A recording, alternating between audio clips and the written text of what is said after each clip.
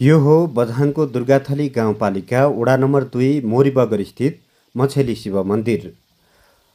जयपृथ्वी राजमार्गको छेउमै रहेको यो मन्दिर दुर्गाथलीका रावल, धामी, बिष्ट, गिरी लगायत सम्पूर्ण बझाङवासीको आस्थाको केन्द्र बनेको छ। हरेक वर्ष शिवरात्रिको अवसरमा यहाँ विशेष पूजा आराधना र मेलाको आयोजना गरिन्छ। भक्तजनहरूको घुइँचो लाग्ने यो दिन मन्दिर परिसरमा धार्मिक कार्यक्रम र सांस्कृतिक गतिविधिले वातावरण भक्तिमय बन्छ। स्थानीयहरूका अनुसार दुर्गाथलीको जुजी गाउँ पश्चिमपट्टि रहेको महालिङ देवताको माली माडुबाट करिब 100 मिटर तल गुफा सुरु हुन्छ। किम्वदन्ती अनुसार कुनै समय धामी कापेर त्यही गुफाबाट मोरीबगरसम्म अर्थात् मछेली शिव मन्दिरसम्म पुगेको भनाइ छ। यस्तै एकातर्फ एक बाख्रा गोठालीलाई महालिङ देवताले त्यो गुफाभित्र राखेको र ती गोठालीले भित्र गुफा सफा गर्दै मछेली मन्दिरसम्म पुगेको किम्वदन्ती छ र यही विश्वासले आज पनि शिवरात्रिमा विशेष पूजा आराधना गरिन्छ।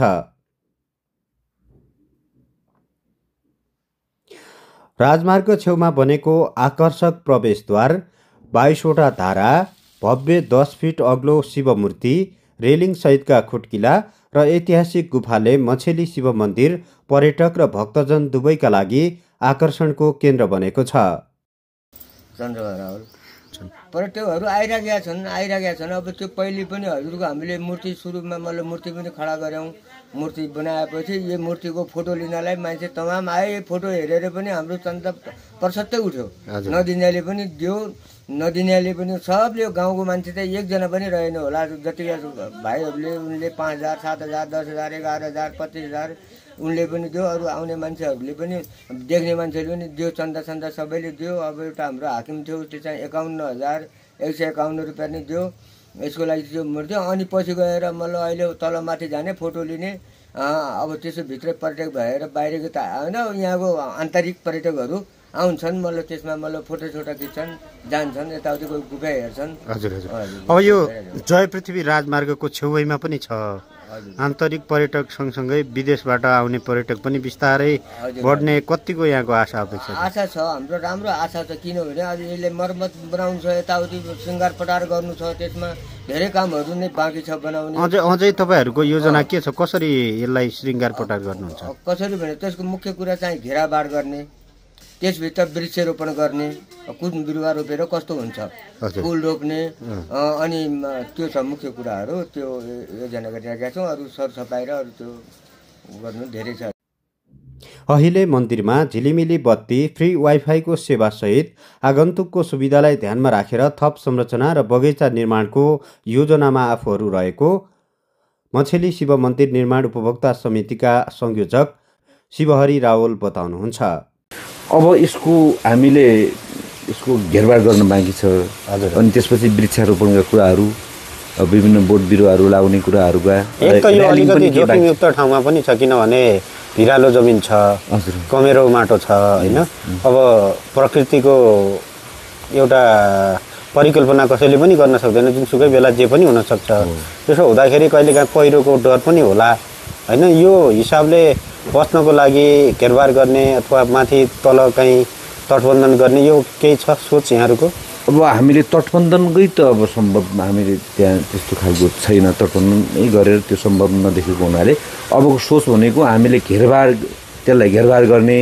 जस्तो माथि सडक छ, हजुर, माथि तपाईँको दुर्गाथलीको बजारबाट तपाईँको यहाँसम्म पानी बग्यो भने सिधै यहीँ पानीले यो संरचनामा क्षति पुर्याउला, यत्रो लागत लागेको छ होइन। यसको लागि केही सोच्नु भएको छैन? अब पहिलेको भन्दा केही अलिकति त्यहाँ माथि नालासाला भएको हुनाले पानी आउने कम सम्भावना हामीले देखिएको छ। हजुर। अब अर्को कुरा के छ भने ठ्याक्कै हजुरले भने जस्तै यो कमेडो माटी र कमजोर माटी छैन। यो एकदम यो कस्तो खालको छ भने कङ्क्रिट टाइपको छ यो। अब पहिले त्यो शाखा रोड खन्दाखेरि त्यसको क्षति भएको हो, नत्र कुनै पनि एउटा ढुङ्गो पनि नखस्ने खालको अलिकति चट्टान टाइपको त्यो खालको त्यस्तो अलि बलियो खालको छ त्यो। हजुर। जस्तो यो एक किसिमले भन्यो भने जयपृथ्वी राजमार्गमा आकर्षणको केन्द्रबिन्दु हो होइन। अझै जति खालको यो प्रचार प्रसार हुनुपर्ने अथवा यो गाडी अब सिधा हिँड्ने हुनाले यहाँ पर्यटकहरू अझ कम पुगेको जस्तो लाग्छ मलाई। हजुर, यसको लागि अझै के गर्नु पर्ला, तपाईँहरू के गर्न चाहनुहुन्छ त? अब पहिलो त तपाईँ सञ्चारकर्मीसँग एकदमै आशा छ हाम्रो। तपाईँहरूले नै यो प्रचार प्रसारको काम तपाईँहरूको जिम्मा छ र हाम्रो सहयोग गरिदिनु हुनेछ। यो ठाउँको, यो बझाङ जिल्लाको यसलाई हाम्रो देशभरि नै तपाईँहरूले सञ्चार गरिदिनु होला अथवा यसको चाहिँ जानकारी पठाइदिनु हुनेछ भन्ने हामीले तपाईँहरूमाथि पनि हाम्रो विभिन्न सञ्चारकर्मी साथीहरूसँग हाम्रो त्यो पनि एउटा आशा छ। अब अर्को कुरा के छ भने हामीले पनि जस्तो यो पर्यटनको लागि अझ हाम्रो प्लान के छ भने हजुरको यो तल जो मन्दिर हुन्न, तल त्यो एउटा ठुलो निर्माणाधीन खालको त्यो मन्दिरै बनाउने भन्ने खालको हो। त्यहाँ पनि हामीले कोठाहरू बनाएर जस्तो अतिथि सत्कारको लागि पनि हामीले त्यहाँ रोडभन्दा तल त्यहाँ कोठाहरू बनाएर कोही बाहिरको टाढाको मान्छे अतिथि सत्कार निःशुल्क रूपमा पनि बनाउने हाम्रो कन्सेप्ट गरेका छौँ। अब कहिले हुने हो त्यो हुन त पक्कै हुनसक्छ, तर ढिलो माटो कहिले हुन्छ त्यो सोच पनि हामीले गरिरहेको। साँझपख झिलिमिली बत्तीहरूले सजिएको मछेली शिव मन्दिर परिसर अझ मनमोहक देखिन्छ। श्रद्धालुहरूका लागि वाइफाईदेखि विश्रामस्थलसम्म सुविधा थपिँदैछन्।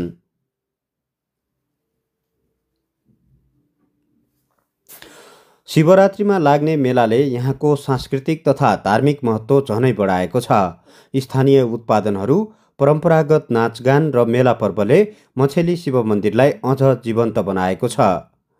बझाङको यो ऐतिहासिक तथा धार्मिक स्थल मछेली शिव मन्दिर आस्थाका साथै पर्यटकको नयाँ गन्तव्य बन्नेमा दुई मत छैन। स्थानीयको लगनशीलता र श्रद्धाले यो क्षेत्र अझ समृद्ध हुँदै जाओस्, शुभकामना।